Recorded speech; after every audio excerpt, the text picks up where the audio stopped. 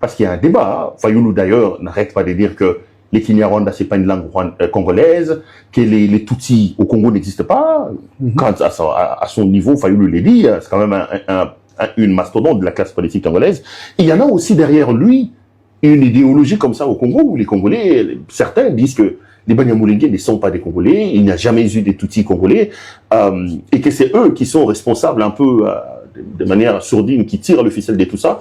Est-ce que vous, en regardant la caméra aujourd'hui, vous pouvez nous dire, selon vous, les Banyamulenge sont-ils des Congolais? Est-ce qu'il y a-t-il des Tutsis congolais et des rwandophones congolais? Je pense que la question ne se pose même pas.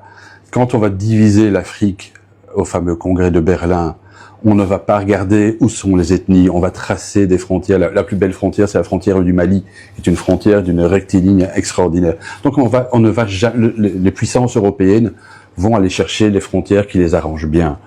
Et donc on va tracer une frontière en l'Est, sans tenir compte évidemment de la présence de telle ethnie ou de telle autre ethnie ou de tel autre royaume, que sais-je.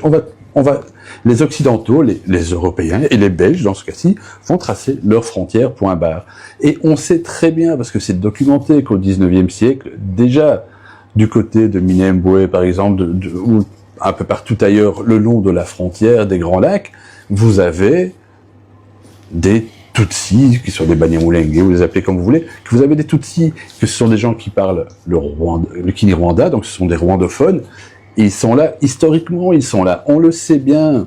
Et petite anecdote, c'est que donc on a failli, sur ce fameux tracé des frontières, je ne dirais pas qu'on l'a fait en mouillant son pouce et en regardant d'où vient le vent, mais souvenez-vous qu'on est quand même à la fin de la deuxième partie du 19e siècle, on n'a pas de GPS, on n'a pas de satellite, et donc on va tracer les frontières comme ça. Et on est à deux doigts, au début du XXe siècle, d'avoir une guerre entre l'Allemagne et la Belgique dans l'est du Congo, parce qu'on va se rendre compte que la frontière qui passe au milieu du lac, en fait, le lac a été mal placé sur les cartes, pour vous dire à quel point ça a été fait de manière fine et intelligente.